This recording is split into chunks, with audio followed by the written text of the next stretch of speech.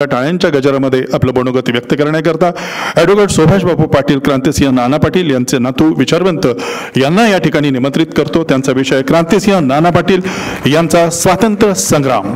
ऐकूयात. नमस्कार मित्रो, विचारमंचावर उपस्थित असणारे आजच्या या खास कार्यक्रमाचे अध्यक्ष संग्रामजी थोपटे, विचारमंचावर सगळे उपस्थित असणारी मंडळी, ज्यांनी हा कार्यक्रम आयोजित केला ते लोकराजा राजर्षी छत्रपती शाहू महाराज जयंती महोत्सव आणि एकलव्य फाउंडेशन यांचे सगळे संयोजक, ज्यांनी मला इथं बोलवलं ते आमचे किशोरजी मित्रो, क्रांतिसिंह नाना पाटील यांचं स्वातंत्र्य संग्रामातलं काम या विषयावर बोलण्यासाठी तुम्हाला बोलवलं आहे. आणि क्रांतिसिंह नाना पाटलांचा नातू म्हणून मला सार्थ अभिमान आहे. मला वाटतं नाना पाटलांना ऐकायची संधी या सभागृहामध्ये एक सुबोध मोरे सोडले तर इतरांना मिळाली नसावी असं वाटतं आहे. चुकून काही माझ्याकडं पुढं आहेत वृद्ध मंडळी, त्यांनी नाना पाटलांना ऐकलं असेल, पण त्यांच्या सभेची खासियत होती. नाना पाटील ज्यावेळेला बोलायला उभा राहायचे ना, त्यावेळेला त्यांच्या अगोदर शेतकरी कामगार पक्षाच्या निर्मितीच्या वेळेला जे विचारवंत झालं त्यावेळेला केशवराव जयदेव, शंकरराव मोरे, रके खाडीलकर ही सगळी मंडळी व्यासपीठावर उपस्थित असायचे आणि त्यांच्याबरोबर नाना पाटील उपस्थित असायचे. सगळे केशवराव जयदेव, शंकरराव मोरे, रके खाडीलकर, तुळशीदास जाधव ही सगळी मंडळी बोलून झाल्यानंतर पुन्हा नाना पाटील बोलायला उभा राहायचे.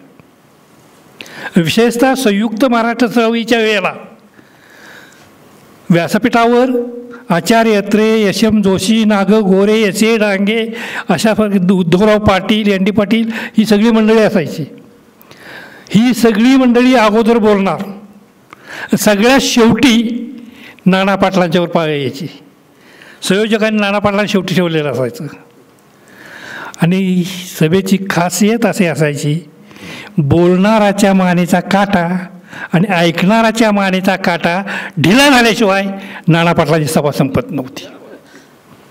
तब्बल 3 तास नाना पाटील सभेमध्ये व्यासपीठावर बोलत असायचे आणि पुढचा श्रोता ते तल्लीन होऊन ऐकत असायचा. त्या नाना पाटलांचा मी नातू आहे आणि आपली सगळ्याची सगळी सभा ऐकायची तयारी नाही हे मला कळालेलं आहे. मी आपला फार वेळ घेणार नाही, पण अशा ह्या नाना पाटलांच्या जीवनावर बोलत असताना काही गोष्टी आपल्याला पुढं स्पष्ट केल्या पाहिजे, सांगितल्या पाहिजेत. त्या कालखंडामध्ये साधारणपणे 1920 पासून 1975 कालखंड नाना पाटलांच्या कर्जूचा कालखंड. या कालखंडामध्ये महाराष्ट्राच्या या भूमीमध्ये ज्या काही घटना सामाजिक आणि राजकीय पटलावर घडल्या की ज्या घटनांनी इथल्या सामाजिक आणि राजकीय क्षेत्रामध्ये खळबळ उडवून दिली, या प्रत्येक घटनेमध्ये नाना पाटलांचं योगदान होतंच होतं. किंबहुना त्या घटना घडवण्यामध्ये अनेक वेळेला नाना पाटील हिरो होते. 1920 साली लोकमान्य टिळकांचं निधन झालं आणि महात्मा गांधी या देशाच्या नेतृत्वाच्या स्थानी यायला लागले. त्याच वेळेला या भागामध्ये ब्राह्मणी तर चळवळ जोरात होती. विशेषतः कोल्हापूर भागामध्ये किंवा सांगली, सातारा, कोल्हापूर या सगळ्या भागामध्ये राजर्षी शाहू महाराजांनी सत्यशोधक चळवळीला आणि सत्यशोधक समाजाला राजाश्रय दिलेला होता आणि त्यामुळं ही चळवळ जोरात फोफवलेली होती. आमच्या चळवळी भागामध्ये कालं, काशेगाव, भिलवडी या ठिकाणी सत्यशोधक जलसे होते आणि या सत्यशोधक जलशांच्यामधून समाजाचं प्रबोधन केलं जात होतं. इथं आता अण्णाभाऊंच्या संदर्भात बोलताना त्यांच्या लोकनाट्याचा याचा उल्लेख केला गेला, पण समाजाचं प्रबोधन सत्यशोधक पद्धतीने करण्याचे काम हे सत्यशोधक जलसे करत होते. आणि ह्या सत्यशोधक जलशाचं कार्यक्रम त्या गावागावामध्ये घडवून आणण्याचं काम नाना पाटील करत होते.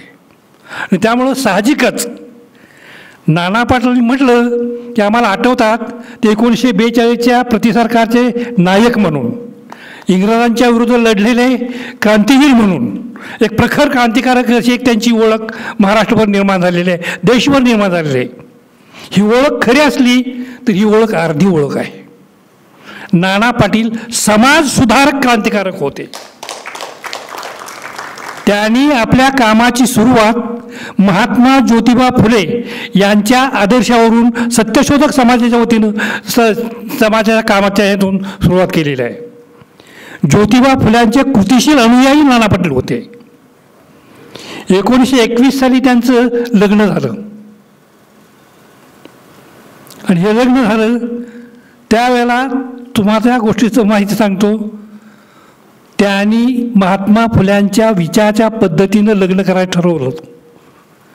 त्यावेळेला त्यांचं गावातलं घर पाटीलकीचं घर तलाठी झालेले, परिसरात फर्नाकुलर फायनल झालेला पोरगा, कोणताही वधूपिता मागेल तेवढं हुंडा देऊन वधू द्यायला, मुलगी द्यायला तयार असणारी सामाजिक परिस्थिती. त्या परिस्थितीच्या वेळेला नाना पाटलांनी सांगितलं मी हुंडा घेणार नाही. त्यांनी आपल्या आईवडिलांना सांगितलं मुलगी कदाचित तुम्ही बघा, पण लग्न माझ्या विचारा पद्धतीनं होईल, लग्नामध्ये पुरोहित असणार नाही. आणि पुरोहित असणार नाही ही गोष्ट आज मान्य होण्यात आली आहे. 2025 साली पुरोहित लग्नात बोलवायचं आहे ही गोष्ट मान्य होण्यात आली आहे. 1921 साली नाना पाटलांनी सांगितलं होतं माझ्या लग्नात पुरोहित असणार नाही, ब्राह्मणाशिवाय माझं लग्न लावायचं आहे. कुणाला कळायचं बंद झालं, आईवडिलांना तर काय बंद झालं, पण मुलीच्या घरच्या लोकांना सुद्धा ही गोष्ट पटवून झाल्या. तरीही सांगितलं होतं नाना पाटलांनी मी महात्मा फुलेंच्या विचाराचा वारसदार आहे, त्यांचा प्रचार करतो त्या विचाराचा, आणि माझ्यावर ज्यावेळेला येईल त्यावेळेला त्या विचाराच्या विरुद्ध मी वागणार नाही. गोष्ट अशी होती की पुरोहित बोलवायला ही गोष्ट खरी झाली, पण मंगलाष्टका कोणी म्हणायच्या?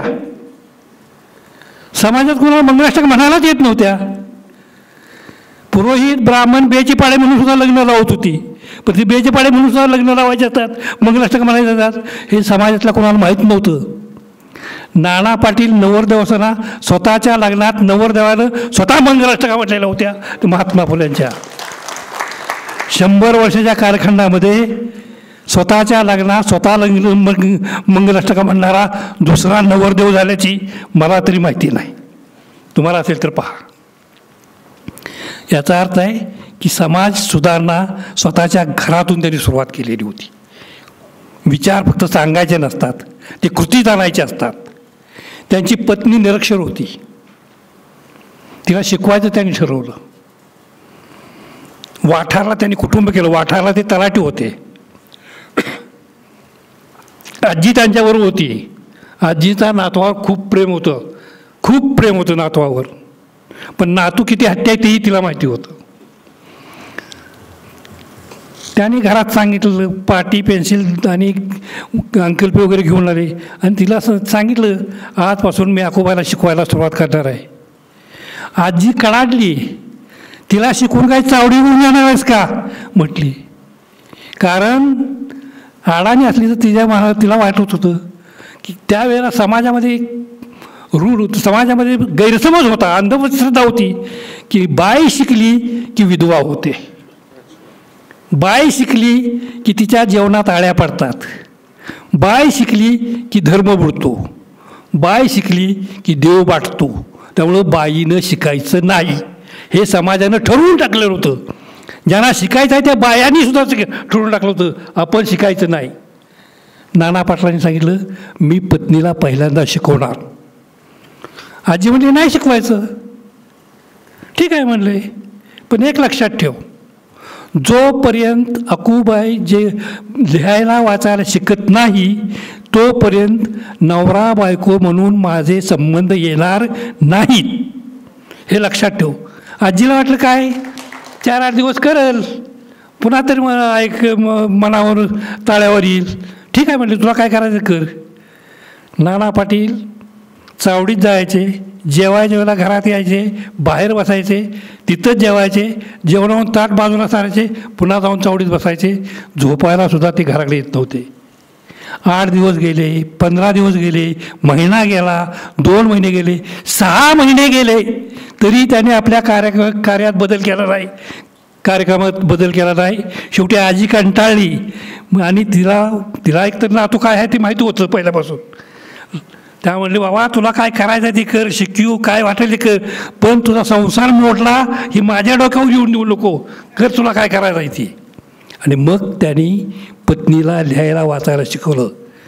त्यावेळेला आजीला त्यांनी सांगितलं, मी बाहेर रात्रीच्या शाळा चालवणार, मी बाहेर स्त्रियांनी शिकलं पाहिजे म्हणून सांगणार, आणि घरात माझी बायको अडाणी असेल तर मी बाहेर कुठल्या तोंडानं सांगू बायकाने शिकलं पाहिजे म्हणून. तेव्हा आजीनं माघार घेतली आणि नाना पाटलांनी पत्नीला शिकवायला सुरुवात केली. त्यांचं लग्न 1921 साली झालं होतं आणि माझ्या आईचा जन्म 1926 साली झालेला होता. 5-6 वर्षे त्यांनी आपले गुरु शिष्याचे नाते ठेवलेले होते, पती पत्नीचं नातं त्यांनी समोर आणलेलं नव्हतं. 1925 साली मुंबई काउन्सिलची एक निवडणूक झाली होती आणि त्या निवडणुकीमध्ये ब्राह्मणेतर पक्षाच्या वतीनं भास्करराव जाधव उभा राहिलेले होते. नाना पाटील तलाठी होते. भास्करराव जाधव सरकारच्या विरोधात उभे राहिलेले होते, पण ते ब्राह्मणेतर पक्षाच्या वतीनं होते. सत्यशोधक समाजाचे कार्यकर्ते होते. नाना पाटील सत्यशोधक चळवळीतलं अपत्य होतं. त्यांनी भास्करराव जाधव प्रचार केला. आता हे वरिष्ठांना मान्य कसं व्हावं? सरकारी नोकर सरकारी पगार घेतोय, सरकारच्या विरोधात प्रचार करतोय. त्याही वेळेला प्रश्न असा होता, परिस्थिती अशी होती की जे वरिष्ठ होते त्यांच्यामध्ये भरणासुद्धा उच्चवर्णीयांचाच होता. बहुजनातलं कुठंतरी एका दुसरा तलाठी नाना पाटलासारखा असायचा, नाहीतर शाळा मास्तर. बाकीच्या वरचे तहसीलदारापासूनचे वरचे जे नोकरदार असायचे, ऑफिसर असायचे, ते उच्चवर्णीयच होते. मग ह्या सगळ्यांना नाना पाटलांचा हा सगळा एकतर मुळात सत्यशोधक समाजाचा ब्राह्मणेतर चळवळीत काम करणारा तलाठी, त्यात पुन्हा भास्करराव जाधव प्रचार करणारा तलाठी. त्यामुळं नाना पाटलाच्या विरोधात गटकारस्थान करायचं काम जोरात सुरू झालेलं होतं. त्यात त्यानं थोडीशी यश आलंही असेल.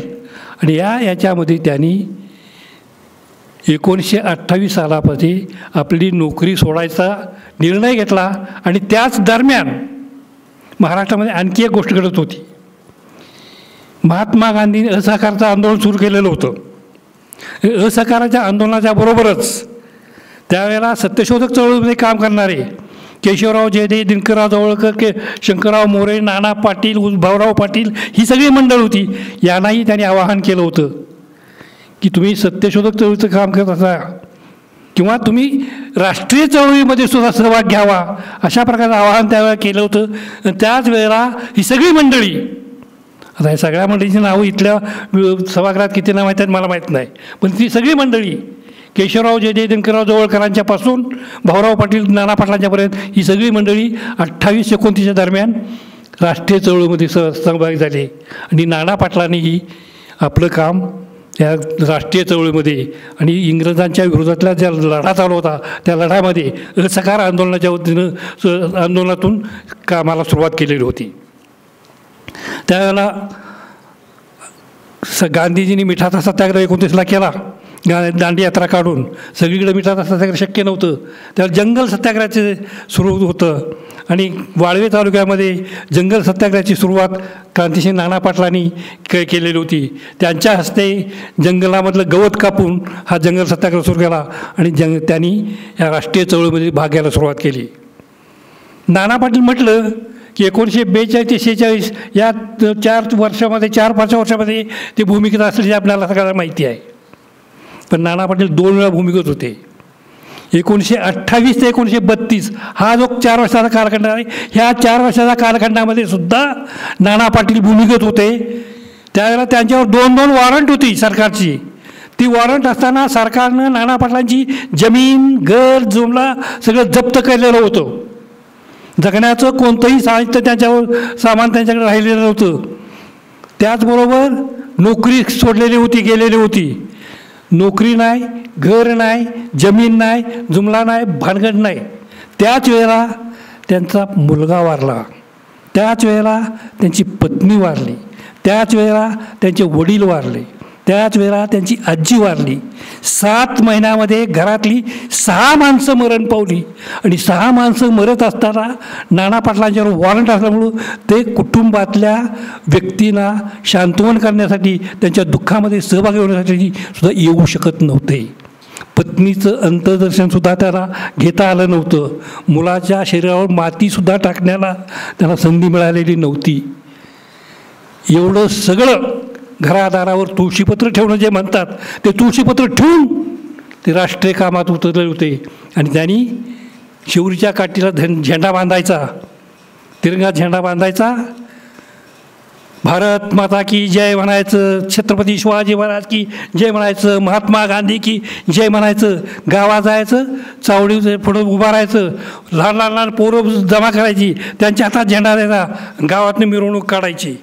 मिरवणूक काढताना काय, नाना पाटील स्वतः दौंडीनं आज संध्याकाळी जेवढं खावणं झाल्यानंतर चावडी मोरं किंवा देवळा मोरं नाना पाटलाची सभा आहे ओ म्हणून स्वतः दौंडी द्यायची.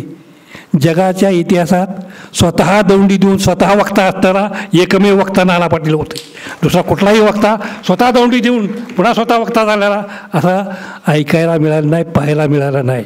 पण नाना पाटील प्राथमिक अवस्थेमध्ये स्वतः गावागावात जाऊन दौंडी द्यायचे आणि दौंडी देऊन संध्याकाळी देवळाच्या मोर सभा घ्यायचे. आणि सभेला अध्यक्ष कुठला आणायचा, देवालाच म्हणायचे अध्यक्ष. ह्युमावरती राया तूच माझ्या सभेचा अध्यक्ष, निघालं वॉरंट माझ्याबरोबर तर तुला निघू दे वॉरंट, तुला जर काय करायचं कर, असे म्हणून सभा घ्यायचे. त्याने पायाला भिंगरी बांधल्याप्रमाणे गाव पिंजून काढलेलं होतं. आणि गावागावामध्ये जाऊन त्यांनी इंग्रजांच्या विरोधात रान उठवायला सभा सुरुवात केली होती. भूमिगत होते, पोलिसांच्या मागं लागत होते. अनेक वेळा असे प्रसंग आलेले आहेत, सभेला पोलिसांचा वेढा असायचा, 5-10 पोलीस सभेच्या पाठीमागे उभा राहायचे. सभा झाली की नाना पाटलांना पकडायचे, ठरवलेलं असायचं. पण सभा कधी संपते, नाना पाटील कसे पसरतात हे पोलिसांना कळतच नव्हतं. एवढे त्यांचे नियोजनबद्ध सभा होत होत्या. अशा पद्धतीनं 4 वर्ष पोलिसांनी जंगजंग पछाडलं, पण नाना पाटील त्याला सापडले नव्हते. भूमिगत होते म्हणजे काही जमिनीच्या खाली होते का, लोकांमध्येच वावरत होते. पण लोकांनी त्यांना राजाश्रय दिला होता, लोकाश्रय दिला होता. तेव्हा लोक नाना पाटलांना दडवून ठेवत होते, लोक नाना पाटलांचं सावध करत होते, लोक नाना पाटलांचं संरक्षण करत होते. आणि म्हणून पोलिसांना पकडू शकत नव्हते. 4 वर्ष त्यांनी सातारचा भाग पिंजून काढलेला होता. आणि राष्ट्रीय चळवळीमध्ये त्याच्या अगोदर काँग्रेस आणि राष्ट्रीय चळवळ फक्त पुणा, सांगली, कोल्हापूर, मुंबई अशा मोठ्या शहरामध्येच होती, ग्रामीण भागापर्यंत पोहोचलेली नव्हती. नाना पाटलांचं हे काम आहे की त्यांनी सातारा, सांगलीच्या गावागावामध्ये काँग्रेस नेऊन पोचवली, गावागावामध्ये राष्ट्रीय चळवळ नेऊन पोचवली, गावागावामध्ये ब्रिटिशांच्या विरोधातलं वातावरण तयार केलं. आणि ब्रिटिशांच्या विरुद्ध लोकांना लढायला मानसिकता तयार केली त्यांची. लोकांना माहीतच नव्हतं चळवळ काय आहे ती, काँग्रेस काय आहे ती. कारण शहरी मध्यमवर्गीयांच्यापर्यंत राहणारा हा काँग्रेसचा प्रचार ग्रामीण भागामध्ये पोचला नव्हता. ते काम नाना पाटलांनी केलं. 1932 साली महात्मा गांधींनी असहकार चळवळीचं आंदोलन मागं घेतलं. आणि असहकार चळवळ आंदोलन मागं घेतल्यानंतर बाकीचे सगळे पुढारी हजर झाले किंवा त्यांच्यावरची वॉरंट रद्द झाली. पण नाना पाटलांच्यावर तलाट्याच्या प्रकरणातलं एक वॉरंट होतं. त्यामुळे त्यांनी पुन्हा स्वतःहून हजर झाले आणि त्यांना पहिल्यांदा 6 महिन्याची शिक्षा झाली. 6 महिन्याची शिक्षा झाल्यानंतर 6 महिन्यातने त्यांना मध्ये पॅरोल मंजूर केला. आणि पॅरोलमध्ये त्यांच्यावर एक अट घातली की सकाळ आणि संध्याकाळी 2 वेळा इस्लामपूरच्या पोलीस स्टेशनला जाऊन हजेरी द्यायची. त्यांचं गाव येडे मच्छिंद्र, तालुक्याचं गाव इस्लामपूर. मध्ये 15-16 किलोमीटरचं अंतर, त्यात मध्ये कृष्णा नदी आडवी. मग सकाळी एकदा जायचं, परत यायचं, संध्याकाळी एकदा जायचं, परत यायचं, हे शक्य नव्हतं. त्यामुळे त्यांनी ठरवलं इस्लामपूरमध्येच राहायचं. ते काँग्रेस कमिटीकडे गेले. काँग्रेस कमिटीकडे त्याकडे पैसे होते. त्यांनी सांगितलं मला 2 वेळा हाजरी द्यायची हुकूम आहे, त्यामुळं मला इस्लामपूरमध्ये राहायचं आहे. माझ्या जेवणासाठी 3 रुपये महिन्याला लागतात, तेवढे काँग्रेस कमिटीने द्यावेत, अशी इच्छा त्यांनी व्यक्त केली काँग्रेस कमिटीने. त्यावेळेला काँग्रेस कमिटीने त्यांचा अपमान केला. त्यांना सांगितलं तुम्हाला होत नव्हतं, जमत नव्हतं, पडला कशाला याच्यात, कुणी तुम्हाला निमंत्रण दिलं होतं, जसं पडला आहे तसं स्वतः निस्तारा, हे त्यावेळेच्या काँग्रेस कमिटीने नाना पाटलांना सांगितलं. त्यामुळे त्यांनी काँग्रेस कमिटीचा नाद सोडला, काँग्रेसचा नाही, काँग्रेस कमिटीचा नाद सोडला. त्यांना कोणतरी जेवण द्यायचं.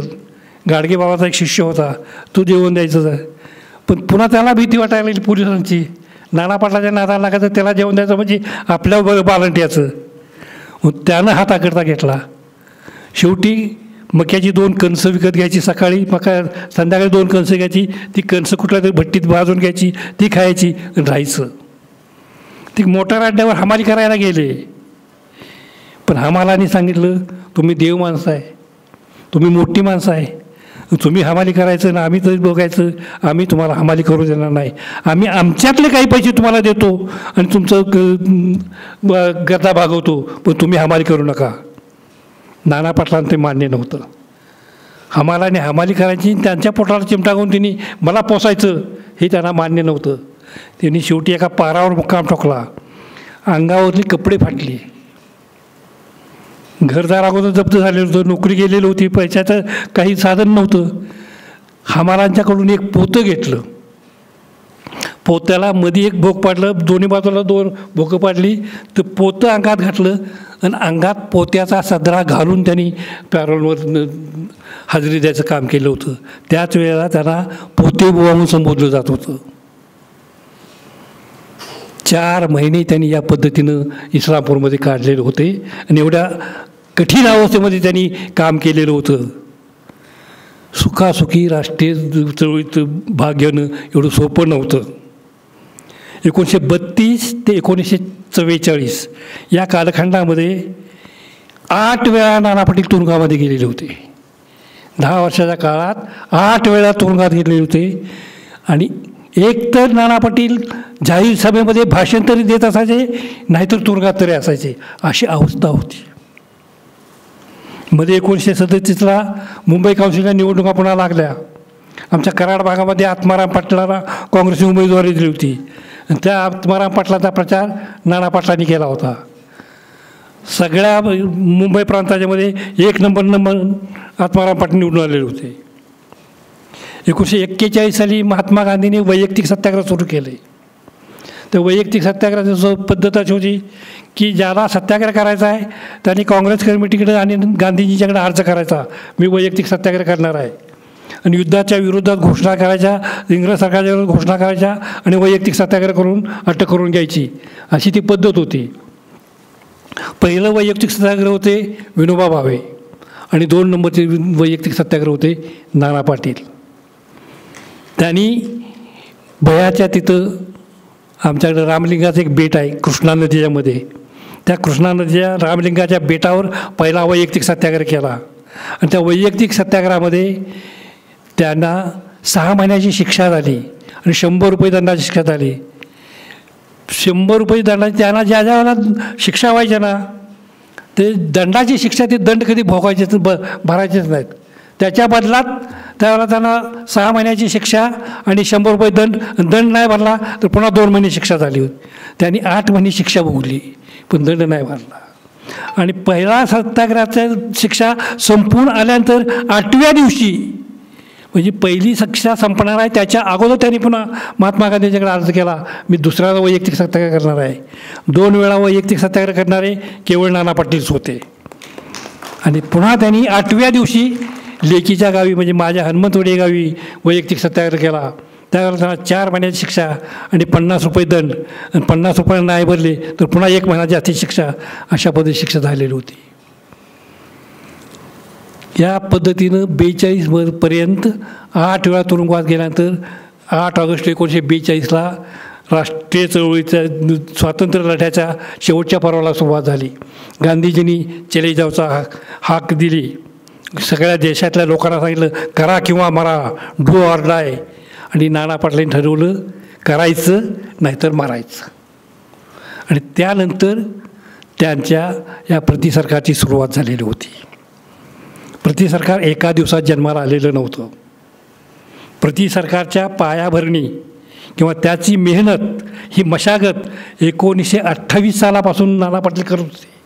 त्यांनी ही भूमी नांगरून तयार केली होती, मशागत करून तयार केली होती, माणसाचं मन तयार केलं होतं. आणि त्यामुळं ज्यावेळेला त्यांनी ठरवलं की आता आपण हजर व्हायचं नाही, त्याच्या अगोदर त्यांनी काही घटना घडल्या होत्या. या भागामध्ये त्यांनी मोर्चे काढायचे आणि तहसीलदार कचेरीवर झेंडीला तिरंगी झेंडा फडकवायचा असं त्यांनी ठरवलं होतं. पहिला मोर्चा पाटणला काढला. 500 लोकांनी त्यामध्ये सहभाग घेतला होता. पाटणच्या कचेरीवर तिरंगा झेंडा फडकवला आणि मोर्चा शिजवला. दुसरा मोर्चा कराडला काढला. त्यावेळेला 4-5 हजार लोकांनी सहभाग घेतला होता. तिसरा मोर्चा तासगावला काढला आणि ह्या मोर्चानं मोठा इतिहास घडवला. त्या मोर्चासाठी कुंडल आणि त्या परिसरातून 10,000 लोक तयार झाले होते. 10,000 लोकांचा माणसं ही 8 किलोमीटर पायी चालत तहसीलदार कचेरीवर घोषणा देत गेलेली होती. आणि तहसीलदार कचेरीला वेढा घातला. एवढी माणसं आल्यानंतर तहसीलदार भांबावला. तहसीलदारला बाहेर बोलावलं. त्याच्या डोक्यावरची हॅट काढली. त्याला गांधी टोपी घालायला लावली. कचेरीचं युनियन जॅक खाली उतरायला लावला त्याच्याच हस्ते. आणि त्याच युनियन जॅकच्या ठिकाणी तिरंगा झेंडा फडकवायला लावला आणि तहसीलदारला त्याला सॅल्यूट करायला लावलं. आणि याचा परिणाम एक जे सत्याग्रही होते किंवा लढणारे लोक होते त्यांचं मनोधैर्य वाढलं. दुसऱ्या बाजूला ब्रिटिश नोकरशाहीच्या मनाचं खच्चीकरण झालं. पण यामुळं सरकारनं चाल बदलली. आणि त्यानंतर इस्लामपूर आणि वडूजला जे 2 मोर्चे निघाले त्या मोर्चावर सरकारनं गोळीबार केला.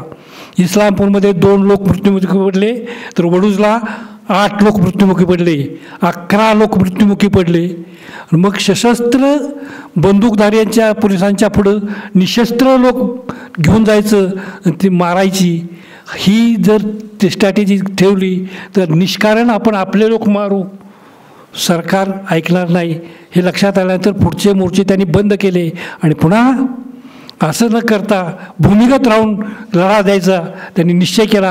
आणि त्याप्रमाणे मग रेल्वे स्टेशन जाळणं, मालगाड्या पाडणं, पोस्ट लुटणं या पद्धतीने त्यांनी सुरुवात केली.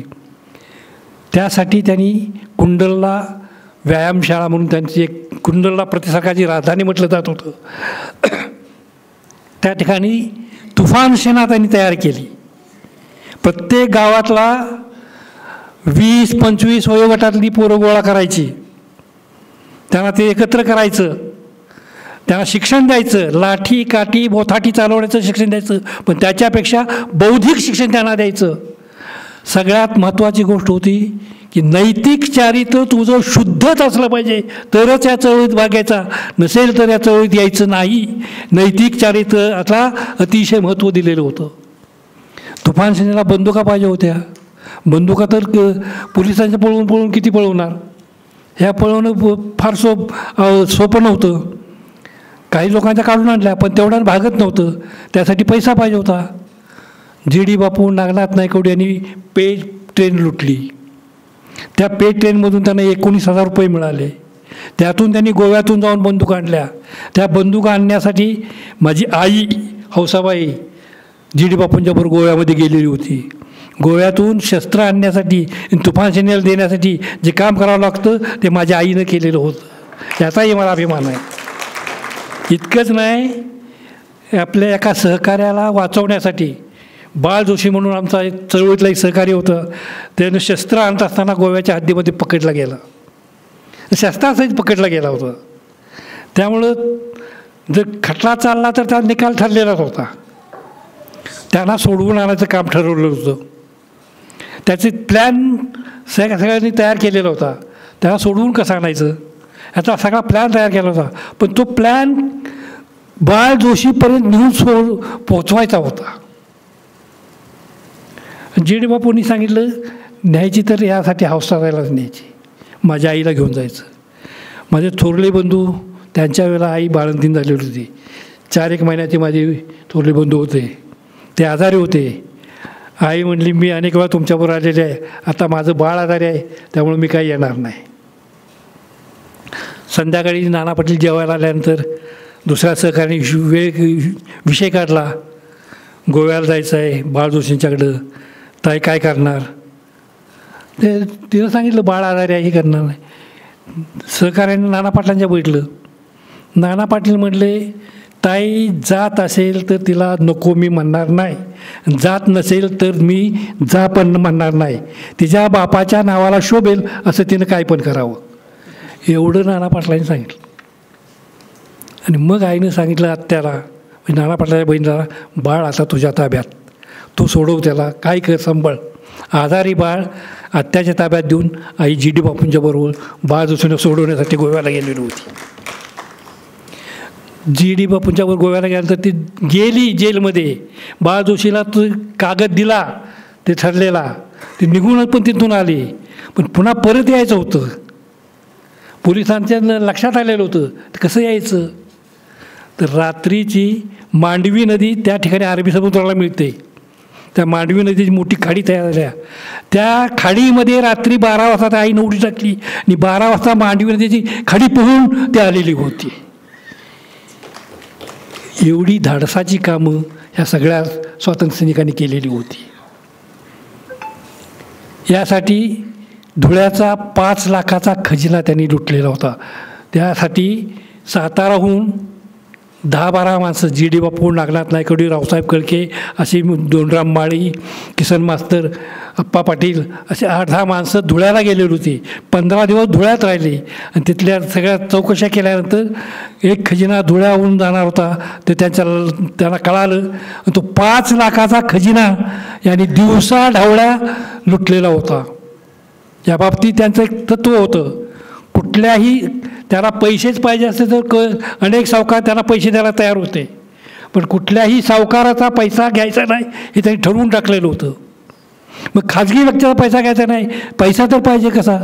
सरकारनं आमचाच पैसा गोळा केलेला आहे, आमचाच पैसा लुटून सरकार इंग्लंडला पाठवतोय, तो पैसा आमचाच आहे, तो पैसा आम्ही वापरणार असं ठरवून त्यांनी सरकारी खजिने लुटले.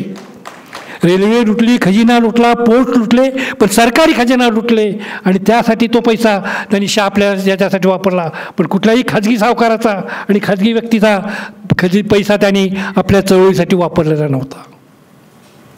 प्रतिसरकार म्हणजे काय. या देशामध्ये सातारचं प्रतिसरकार एकमेव प्रतिसरकार नव्हतं. अनेक प्रतिसरकार निर्माण झालेली होती. अनेक स्थानिक लोक पोलीस स्टेशनची कचेरी ताब्यात घ्यायचे, मामदार कचेरी ताब्यात घ्यायचे आणि आता आम्ही स्वतंत्र झालो आहे, आता आमचं राज्य आहे असं म्हणायचे. इथं महाडला झालेलं होतं, सोलापूरला झालेलं होतं, चिमूरला, आष्टीला झालेलं होतं. स्थानिक पोलीस कचेरी ताब्यात घ्यायचे, स्थानिक तहसीलदार कचेरी ताब्यात घ्यायचे आणि आम्ही स्वतंत्र झालो आहे म्हणायचे. पण सरकारनं हे सगळे प्रयत्न उधळून लावले होते. त्या स्वातंत्र्य सैनिकांचे हाल केले. काहींना गोळ्या घालून मारले, काहींना वन फिरायला भटकायला लावलं. त्यामुळे त्या स्वातंत्र्य सैनिकांचं महत्त्व कमी होत नाही. त्यांचा प्रयोग यशस्वी झाला असेल पण त्यांचं महत्त्व कमी होत नाही. त्यांचा प्रयत्न होता स्वातंत्र्याचा. याच्याशिवाय इतिहासानं दखल घ्यावी अशा प्रकारचे काही प्रतिसरकार होती. त्यातलं एक प्रतिसरकार होतं नेताजी सुभाषचंद्र बोस यांचं. पण नेताजी सुभाषचंद्र बोस यांनी तयार केलेलं प्रतिसरकार हे मूळ भारत देशाच्या बाहेर तयार. आज ज्याला आम्ही म्यानमार म्हणून ओळखतो त्यावेळेला तो ब्रह्मदेश म्हणून ओळखला जात होता. त्या ब्रह्मदेशातल्या रंगून या ठिकाणी सुभाषबाबूंनी आझाद हिंद सेनेचे प्रतिसरकार निर्माण केलं, आझाद हिंद प्रतिसरकार. त्या प्रतिसरकारला जर्मनी, इटली, जपान या देशांनी मान्यता दिलेली होती. सुभाषबाबू स्वतः पंतप्रधान होते, संरक्षण मंत्री होते, परराष्ट्र मंत्री होते. त्यांची आझाद हिंद फौज होती, त्यांची स्त्रियांची फलटण होती. ह्या सगळ्यांनी ब्रिटिशांच्या विरुद्ध लढाई सुरू केलेली होती. सुरुवातीला 2-3 ठिकाणी आझाद हिंद सेनेनं ब्रिटिश सैन्याच्या विरुद्ध विजयसुद्धा मिळवला होता. पण कोहिमासारख्या ठिकाणी अवघड परिस्थिती निर्माण झाली. पावसात, डोंगरात, दऱ्यात त्या सैनिकांना लढायची अनुभव नव्हता. शस्त्र कमी होती, आधुनिक शस्त्र नव्हती, ब्रिटिशांचं सगळं होतं. त्यातच जपानचा पराभव व्हायला लागला. सुभाषबाबूंचा विमान अपघात झाला. सुभाषबाबूंच्या अस्तित्वाचा प्रश्न निर्माण झाला आणि त्यामुळं सुभाषबाबूंचं प्रतिसरकार अयशस्वी झालं म्हणता येईल. खरं म्हणजे अयशस्वी म्हणणं हा त्यांच्यावर अन्याय होईल. पण ते काम पुन्हा करू शकलं नाही. त्यांच्या सगळ्या आझाद हिंद सैन्याला ब्रिटिशांनी अटक केली आणि त्यांच्यावर खटले भरले. ते खटलेसुद्धा नेहरूंनी चालवले. त्याच पद्धतीनं पश्चिम बंगालमध्ये मिदनापूरला एक प्रतिसरकार निर्माण झालेलं होतं. 2 वर्षे प्रतिसरकार चाललेलं होतं. त्यांचा कारभारही खूप चांगला चाललेला होता. पण पश्चिम बंगालमध्ये त्याच वेळेला खूप मोठा दुष्काळ पडला. दुर्गादेवीचा दुष्काळ म्हणून त्याला ओळखलं जात होतं. लोक टाचा घासून मरत होते. प्यायला पाणी मिळत नव्हतं, खायला अन्न मिळत नव्हतं, उपासमारीनं लोक मरत होते. अशा अवस्थेत स्वातंत्र्य सैनिकांना आश्रय देणं अवघड व्हायला लागलं. आणि स्वातंत्र्य सैनिक भूमिकेत असतो म्हणजे काय, तो लोकांच्या मध्येच असायचा. लोकाश्रय असल्याशिवाय स्वातंत्र्य सैनिक भूमिकेत राहू शकत नव्हता. लोकाश्रय द्यायला लोकच अपुरे पडायला लागले. त्यामुळं स्वातंत्र्य सैनिकांचा नाईलाज व्हायला लागला. आणि त्यातच ब्रिटिश सरकारचा फोडाथोडा नीती यायला लागली, अवलंबली गेली आणि मिदनापूरचं प्रतिसरकार 2 वर्षामध्ये बंद पडलं. उत्तर प्रदेशातल्या बालियामध्ये एक प्रतिसरकार निर्माण झालेलं होतं. ह्या बालियामधल्या लोकांनी तिथल्या कलेक्टरला, तिथल्या तहसीलदारला, तिथल्या DSPला हाकलून लावून आम्ही स्वतंत्र आहोत. पुढे आपल्या देशाचे 1 वर्षभर पंतप्रधान झाले चंद्रशेखर त्यामध्ये होते. पण 6 महिने हे प्रतिसरकार चाललेलं होतं. पण 6 महिन्यात ब्रिटिशांनी बाहेरचं लष्कर आणलं. लष्कर आणून त्या लष्करी कारवाई केली. स्वातंत्र्य सैनिकांना पकडलं, मारलं, गोळ्या घातल्या आणि ते प्रतिसरकारचा कारभार संपुष्टात आणला. बिहारमध्ये भागलपूरला प्रतिसरकार निर्माण झालं होतं. तेही 6 महिन्यामध्ये बंद पडलं. एकमेव प्रतिसरकार असं होतं की जे निर्माण झाल्यानंतर तब्बल 46 महिने या भूमीमध्ये काम करत राहिलं. ते इंग्रजांना नेस्तनाबूत करता आलं नाही. ते इंग्रजांचं जायची पहाट झाली. त्याच वेळा त्यांनीहून त्याची विसर्जन केलं. ते प्रतिसरकार म्हणजे सातारचं प्रतिसरकार क्रांतिसिंह नाना पाटलांनी तयार केलं. मित्रांनो, क्रांतिसिंह नाना पाटलांचा इतिहास सांगायचा म्हटलं तर मी पहिल्यांदा आपल्याला सांगितलं होतं की या भूमीमध्ये 1920 पासून 75पर्यंत ज्या ज्या सार्वजनिक घटना घडल्या त्या सगळ्या घटनांचा धांडोळा घेतला की ज्या घटनांनी इथल्या सामाजिक आणि राजकीय पटलावर परिणाम केलेला होता. त्या सगळ्या घटनांमध्ये क्रांतिसिंहांचा सहभाग होता. मी काही घटना आपल्याला सांगितल्या. पण यानंतरच्या आपला देश 15 ऑगस्ट 1947 साली स्वतंत्र झाला असं आम्ही समजतो म्हणतोय मी आणि जाणीवेनं बोलतोय. आज जो भारत दिसतोय तो भारत 15 ऑगस्ट 1947 साली त्या स्वरूपात स्वतंत्र झालेला नव्हता. त्या अनेक संस्थानिक असे होते की त्यांनी भारतामध्ये विलीन व्हायला नकार दिलेला होता. हैदराबादचं संस्थान होतं, सिंधचं संस्थान होतं, बंगालचं संस्थान होतं. 15 ऑगस्ट 1947 565 राष्ट्र स्वतंत्र झालेली होती. 67 त्यातली 2 भारत आणि पाकिस्तान. बाकीची 565 होते ना ते सगळे संस्थानिक होते. आणि 565 संस्थानं ही स्वतंत्र राष्ट्र म्हणून स्वतंत्र झालेली होती. आम्ही राजकारणात खुबीनं अनेकांना आमच्यामध्ये सामावून घेतलं, संस्थानाचं विलीनीकरण केलं आणि ते भारताचा अविभाज्य भाग बनले. पण हैदराबाद संस्थानासारखं संस्थान स्वतंत्र विलीन व्हायला तयार नव्हतं. हे संस्थान जसं आहे तसंच गोवा, दीव, दमण, पांडेचेरी, सिल्वासा हा जो भाग आहे हा भाग पोर्तुगालच्या ताब्यात होता. पोर्तुगालला इथून निघून गेलेले नव्हते. तो भाग स्वतंत्र देशात भारताचा भाग नव्हता. ते पोर्तुगालचा भाग होता. आणि म्हणून मी सांगतोय, आज दिसणारा जो भारत आहे तो 15 ऑगस्ट 1947 साली तसा स्वतंत्र झालेला नव्हता. राहिलेला स्वतंत्र करून घ्यायचं कामचं जे अपूर्ण राहिलं होतं, त्यातला हैदराबाद संस्थांच्या विरोधात जो लढा सुरू होता, त्या लढामध्ये नाना पाटील आपल्या सरकारमधले अनेक सैनिक घेऊन शस्त्रांशी हैदराबाद मराठवाड्यामध्ये गेले, त्या निजामाच्या विरुद्ध लढले आणि मराठवाडा स्वतंत्र करण्याचा प्रयत्न केला. गोवा मुक्ती आंदोलनामध्ये त्यांनी सत्याग्रहामध्ये सहभाग घेतलेला होता. संयुक्त महाराष्ट्राच्या चळवळीचा तर वादच नाही, त्याविषयी मी सांगायला पाहिजेच नाही. या सगळ्या महाराष्ट्रामध्ये नाना पाटील पायाला भिंगरी बांधल्यापासून फिरलेले होते आणि संयुक्त महाराष्ट्र झालाच पाहिजे ही चळवळ त्यांनी उभा करण्यामध्ये अत्यंत मोलाचं योगदान दिलेलं होतं. भारताच्या लोकसभेमध्ये मराठीची पहिली वाणी नाना पाटलांनी उमटवलेली होती. 1958 साली बेळगाव कारवारच्या सीमा प्रश्नावर नाना पाटील पहिल्यांदा मराठीमध्ये लोकसभेमध्ये बोललेले होते. 1965 साली महागाई विरोधी आंदोलन झालेलं होतं. आज इतकी महागाई व्हायला लागली, म्हणजे 65 रुपयाचं पेट्रोल 110 रुपयावर गेलं तरी आम्हाला काय वाटणं झालं आहे. 50 रुपयाचं डिझेल 100 रुपयावर गेलं तरी आम्हाला काय वाटणं झालं आहे. गोडं तेल 200 रुपयावर गेलं तरी आम्हाला काय वाटणं झालं आहे. त्यावेळेला 2 रुपयाचं गोडं तेल 4 रुपयाला झालं आणि महागाई आकाशाला भिडली. असं म्हणून महाराष्ट्रामध्ये महागाई विरोधी कृती समिती तयार झाली. त्या कृती समितीचे अध्यक्ष नाना पाटील होते आणि ह्या कृती समितीनं पहिला मोर्चा कोल्हापुरात काढला. ह्या मोर्चाला हिंसक वळण लागलं, गोळीबार झाला, 4 लोक ठार झाले, 4 लोक हुतात्मे झाले. महागाई विरोधी कृती समितीच्या विरोधात आंदोलन झालेलं. विट्यामध्ये 8 दिवसाचा मोर्चा आम्ही आयोजित केलेले होते, सलग 8 दिवस मोर्चे. त्याच्या सभेसाठी नाना पाटील आलेले होते. मोर्चाच्या अगोदर 2 दिवस. मोर्चा निघायच्या आदल्या दिवशी विट्यातल्या क्रांतिसिंह नाना पाटलांसह माझ्या वडिलांच्यासह 100-125 लोकांना पोलिसांनी एका रात्रीत अटक केली आणि महाराष्ट्रातल्या हजारेक विरोधी पक्षाच्या लोकांना एका रात्रीत अटक करून पुण्याच्या येरोडामध्ये आणलेलं होतं आणि 6 महिने येरोडामध्ये प्रतिबद्ध स्थानबद्ध करून ठेवलेलं होतं. गुन्हा काय? महागाईच्या विरोधात लढणार आहेत. प्रत्यक्ष लढले नव्हते, लढणार आहेत म्हणून घोषणा केली, म्हणून प्रतिबंध म्हणून त्यांना स्थानबद्ध करून तुरुंगात टाकलेलं होतं. इंग्रजांच्या काळात 8 वेळ तुरुंगवास भोगला. स्वतंत्र भारतात जे स्वातंत्र्य मिळावं म्हणून त्यांनी प्रयत्न केले. त्या स्वतंत्र भारतामध्ये पुन्हा त्यांना 5 वेळ तुरुंगवास भोगावा लागला होता. संयुक्त महाराष्ट्रामध्ये महागाई विरोधीमध्ये या सगळ्या कारणामध्ये